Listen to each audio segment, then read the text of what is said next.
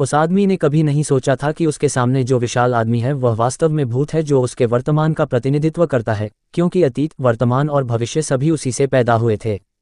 तो ये भूत न केवल एक विशाल महल का मालिक है, बल्कि अनगिनत खलनायक भी उस पर हमला करते हैं और उसे भगाते हैं, जो वास्तव में उसकी संपत्ति और स्थिति का भी प्रतिनिधित्व करता है। लेकिन यहाँ पहुँचते ही भूत ने उसका बुरा हाल कर दिया। भूत ने कहा कि वह नहीं है जो वह पहले रहता था। अगर मेरा कोई दोस्त नहीं है तो मुझे इसकी परवाह नहीं है, मैं अपने रिश्तेदारों के साथ घूमना भी नहीं चाहता हूँ। मैं एक चलते फिरते ज़ोंबी की तरह रहता हूँ। नमूना। लेकिन स्क्रूज ने सोचा कि वह अच्छा कर रहा है, ऐसे में भूत उसे अपने भतीजे के घर ले गया। ये स्थान स्क्रूज के घर से 100 गुना अधिक जीवंत है, क्योंकि उसकी बहन की प्रसव के दौरान मृत्यु हो गई थी, इसलिए वह अपने भतीजे को देखना पसंद नहीं करता। लेकिन भतीजे ने अपने चाचा की लंबी उम्र की कामना के लिए सभी को टोस्ट उठाने के लिए आमंत्रित किया। हर कोई आहें भर रहा था और भतीजा भी थोड़ा शर्मिंदा था, क्योंकि उसके चाचा का चरित्र वास्तव में बहुत अच्छा नहीं था।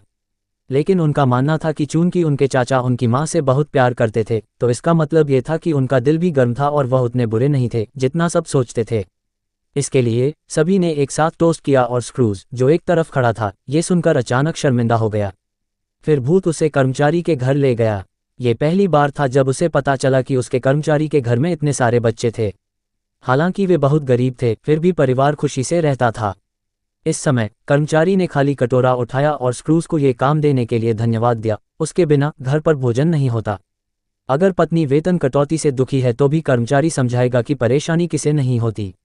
अपनी पत्नी की बातें सुनने के बाद भी कर्मचारी स्क्रूज के प्रति आभारी थे। इस समय पत्नी ने कहा कि उन्हें सबसे ज्यादा आभारी उनके पिता का होना चाहिए, जिन्होंने परिवार को प्यार और खुशियां दी। उसकी खातिर पत्नी कंजूस को क्रिसमस की शुभकामना देने को तैयार है।